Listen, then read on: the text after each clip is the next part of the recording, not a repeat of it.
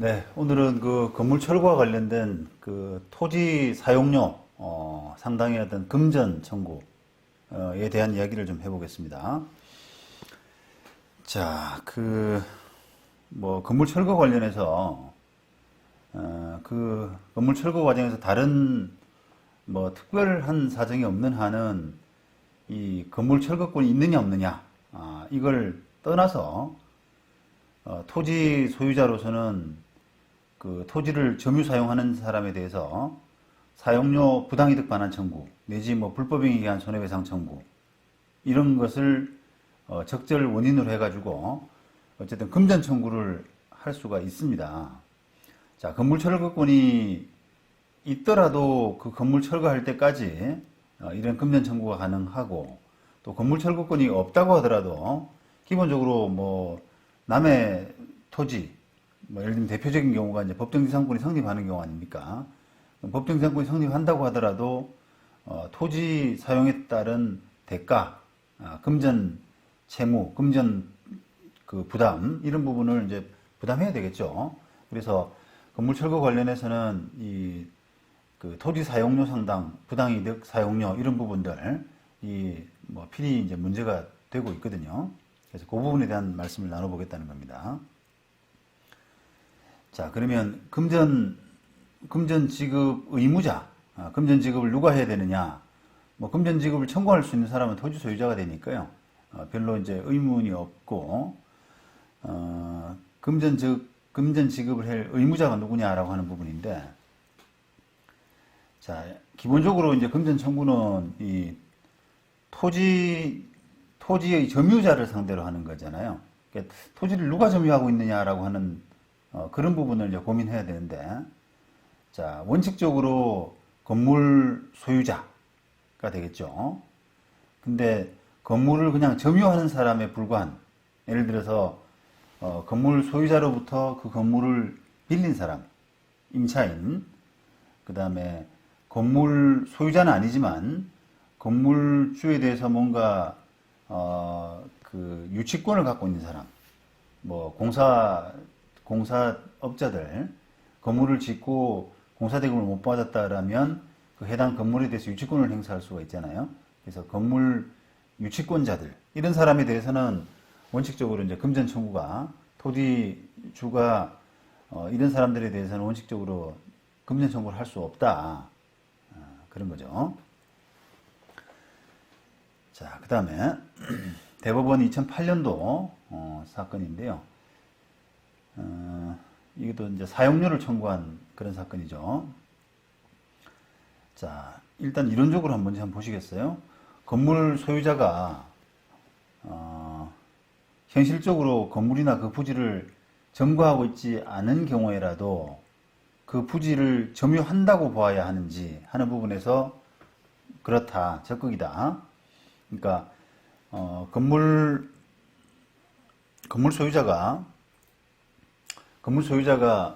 소유자는 분명한데 그 건물을 그냥 쓰지 않고 방치하고 이렇게 있는 경우 있잖아요. 그런 경우에 이 현실적으로 그 건물이나 부지를 이렇게 점거하고 있지 않는 이런 경우라고 하더라도 건물을 소유함으로써 그 자체로서 그 부지를 점유할 수 있다라고 이제 봐야 된다라고 하는 그런 의미입니다.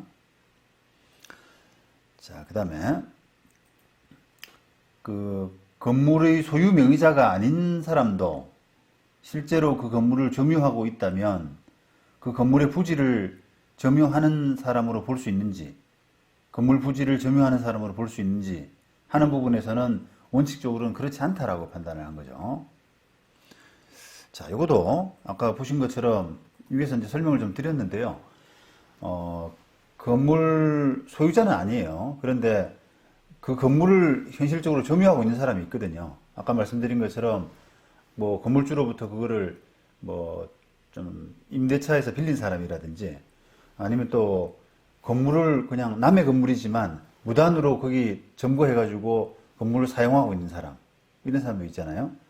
그 다음 또 그 건물 유치권자 이런 사람들이 실제로는 그 건물을 점유하고 있다라고 하더라도 그 건물의 부지를 점유하는 사람으로 보기는 어렵다는 거예요. 원칙적으로는. 그러니까 건물을 점유한 사람일 뿐이지 그 부지를 점유한 사람으로 단정 짓기는 어렵다. 이런 이제 스탠스를 취하고 있는 겁니다. 그러니까 기본적으로는 건물주가 그러니까 토지를 점유하고 있는 사람은 건물 주인이다. 그 다음에 건물 주인이 아닌 사람은 원칙적으로 건물을 점유한 것일 뿐일지언정, 건물을 점유하는 것으로 볼 수 있을지언정, 토지를 점유하는 것으로 보기는 단정 짓기는 어렵다. 이런 이제 스탠스를 취하는 겁니다. 자, 사회통념상 건물은 그 부지를 떠나서는 존재할 수 없는 것이므로 건물의 부지가 된 토지는 건물 소유자가 점유하는 것으로 볼 것이다. 그죠? 이게 이제 기본 대전제가 되는 거예요. 이 경우 건물 소유자가 현실적으로 건물이나 부지를 점거하고 있지 않더라도 그 건물 소유를 위해서 그 부지를 점유한다고 봐야 된다라고 해서 요 예전부터 대법원 판결이 이렇게 나와 있는 거죠. 한편 미등기 건물을 양수해서 건물에 관한 사실상의 처분권을 보유하게 됨으로써 그 양수인이 건물 부지 역시 아울러 점유하고 있다고 볼 수 있는 등의 특별 사정이 없는 한 그 건물의 소유 명의자가 아닌 자로서는 실제로 그 건물을 점유하고 있다고 하더라도 그 건물의 부지를 점유하는 자로서 볼 수 없다. 이렇게 했죠. 그러니까 보십시오. 건물을 양수해서 건물에 관한 사실상의 처분권을 보유한 사람이라고 하더라도 건물 주인이 아니라는 거예요. 그렇다고 하더라도. 그래서 그 사람이 사실상 양수해서 사실상 처분권을 갖고 있는 사람이라고 하더라도 그 다음에 실제로 또 그 건물을 점유하고 있다고 하더라도 그 부지를 점유하고 있는 사람으로 보기는 어렵다. 이런 판단입니다. 자, 그러면 이 시점에서 하나 이제 의문이 좀 들 수가 있는 게 있는데요. 우리가 종전 시간에 건물 철거를 누구를 상대로 해야 되느냐라는 부분에서 기본적으로 이제 건물 주인, 건물 소유자를 상대로 해야 되지만 이런 식으로 미등기 건물일 경우에는 그 사실상의 처분권자, 그거를 넘겨받아서 사실상의 처분권을 갖고 있는 사람도 건물 철거의 의무를 부담한다. 그 사람 상대로 건물 철거를 청구해야 된다라고 말씀을 드렸잖아요. 자, 그런데 지금 이 금전 청구 부분에서는 조금 어떻게 보면 뉘앙스가 다른 거죠. 금전 청구는 그 사실상의 처분권 보유하고 있다고 하더라도 그것만 가지고는 건물 주인이 아니기 때문에 부지를 점유하고 있는 사람으로서 그대로 인정하기는 어렵다라고 하는 그런 판단입니다. 그 부분은 조금 제가 볼 때는 대법원 판례 뉘앙스가 철거 청구에 대해 철거 청구 부분과 사용료 청구 부분은 조금 다르게 해석을 하고 있는 것 같아요. 자, 이런 법리에 비춰보면은 그 어떤 사건이냐면 결론적으로 하여튼 원심의 결론은 맞는데 이유가 조금 틀렸다라고 한 거예요. 지금 법리를 먼저 설치를 했지 않습니까? 자, 그런데 원심은 어떻게 봤냐면 이게 어떤 서류를 위조해가지고 소의 이 교회가 이전 등기를 건물 이전 등기를 가져가 버렸습니다. 이 건물 소유권에 관해서 망인이 이제 그 서류를 위조한 장본인인데요. 망인이 대표자로 있는 소의 이 교회와 피고 사이에 분쟁이 있었는데 이 피고 소의 이 교회로 서류를 위조해가지고 망인이 위조해서 이전 등기를 해간 사안이에요. 그런데 이 사용료 청구는 지금 피고를 상대로 됐단 말이죠. 그런데 요런 사안에서 이제 어떻게 결론을 지었냐면 원심은 소의 이 교회하고 피고 사이에 분쟁이 있고 아직 그 분쟁이 해결되지 않은 것으로 보이고 건물의 소유 관계와는 별도로 건물의 사용자가 그 부지인 이 사건 토지도 사용하고 있다는 점에서 이렇게 했단 말이에요. 그러니까 소유권은 소의 이 교회로 넘어가 있지만 실제 건물 사용은 피고가 하고 있단 말이에요. 그죠? 그러니까 원심은 실제 건물 사용을 피고하고 있으니까 피고가 사용료 물어라. 그렇게 이제 판단을 했거든요. 자, 그런데 이제 이런 논리가 잘못됐다는 거예요. 결론은 맞지만 피고가 사용료를 물어야 된다라고 하는 부분은 결론은 대법원도 같습니다만 원심의 그 이유가 틀렸다는 겁니다. 원심은 지금 건물 소유 관계와는 별도로 건물을 실제로 누가 쓰고 있느냐라고 하는 부분에서 피고가 쓰고 있으니까 피고가 물어 이렇게 이제 판단했거든요. 그런데 대법원은 그 원래 피고 명의로 등기가 되어 있다가 소위 이 교회로 이전 등기가 되어 있잖아요. 그런데 소위 이 교회 앞으로의 이전 등기는 망인이 이 서류를 위조해가지고 임의로 격려했기 때문에, 그죠? 그렇다면 피고도 지금 이 사건 사용료 청구 사건에서 원고가 피고 보고 사용료 토지 점유에 따른 사용료를 달라라고 하는 부분에서 피고 스스로도 지금 소위 이 교회 이전 등기는 무효다, 위조된 것이다, 무효다 이렇게 주장하고 있는 마당이니까 그렇다 그러면은 피고가 건물 소유자인 건 틀림없지 않느냐, 그죠? 그러니까 건물 소유자로서 건물의 부지로 사용되고 있는 이 사건 토지를 점유하고 있다라고 하는 논리로 원고에 대한 부당이득 반환의 의무가 있다라고 이렇게 판단한 거예요. 그죠? 전혀 원심의 어떤 논리, 이유하고는 전혀 다른 차원으로 어쨌든 동일한 결론에 이르는 겁니다. 네.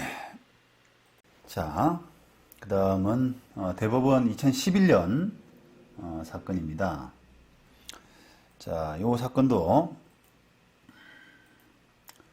그 타인 소유의 토지 위에 권한 없이 미등기 건물을 원시 취득하여 소유하는 자가 비록 그 건물에 관해서 사실상 처분권을 보유하게 된 양수인이 따로 존재하는 경우에도 토지 차임에 상당하는 부당이득을 얻고 있는지 하는 부분에서 적극이다 이렇게 했죠. 그러니까 소유자, 법률적인 소유자, 건물의 소유자, 이 미등기 건물일 경우입니다. 소유자와 그 다음에 사실상 처분권을 갖고 있는 이런 양수인이 따로인 경우에 누가 그 토지 차임에 상당하는 부당이득을 부담해야 되느냐라고 하는 부분에서 건물의 소유자라고 하는 그런 판단을 한 거예요. 타인 소유의 토지 위에 권한 없이 건물을 소유하는 자는 그 자체로서 건물 부지가 된 토지를 점유하고 있는 것이므로 특별한 사정이 없는 한 법률상 원인 없이 타인의 재산으로 인해서 토지 차임에 상당하는 이득을 얻고 이로 인해서 타인에게 동액 상당의 손해를 주고 있다고 할 것이므로 이는 건물 소유자가 미등기 건물의 원시 취득자로서 그 건물에 관해서 사실상의 처분권을 보유하게 된 양수인이 따로 존재하는 경우에도 다르지 않다 이렇게 했죠. 그죠? 그러니까 결국은 이게 이런 논리대로 보자면 그 미등기 건물 같은 경우는 만약에 미등기 건물을 다른 사람한테 넘겼다, 돈 받고 넘겼다라고 하더라도 그 사실상의 처분권만 넘어가고 소유권은 그대로 원시 취득자에게 그대로 있는 꼴이 되지 않습니까? 자, 그러다 보면은 이게 이제 나중에 토지 소유자하고의 분쟁이 휘말렸을 때 토지 소유자에 대한 어떤 철거 의무 이런 것들은 사실상의 처분권자가 한다고 하더라도 여전히 그 건물의 어떤 건물을 소유하고 있는 사람, 법적인 소유자는 원시 취득자이기 때문에 원시 취득자가 계속 금전적인 부담 이런 부분을 해야 될 가능성이 있단 말입니다. 그러니까 이제 이런 부분을 조금 건물 거래, 미등기 건물을 거래할 때는 좀 생각을 하고 거래가 이루어져야 될 필요가 있다는 겁니다. 그러니까 어떻게 보면은 건물을 그냥 미등기 건물을 다른 사람한테 넘겼다, 돈 받고 다 넘기고 사실상의 처분권은 이전됐다고 하더라도 나중에 분쟁 과정에서는 여전히 법률적인 소유자로서 그 토지 사용료 상당의 부당이득을 해야 될 가능성이 있단 말이죠. 그러니까 이제 그런 부담이 있으니까 그 부분을 어떻게 이제 그 나중에 위험을 좀 커버할 수 있는 방법이 있느냐라고 하는 부분을 좀 생각하고 거래하시는 게 좋을 듯 합니다. 미리 뭐 어떤 사용료 상당을 조금 받는다거나 예납금으로 좀 받는다거나 하는 것도 뭐 하나의 방법이 될 수가 있겠죠.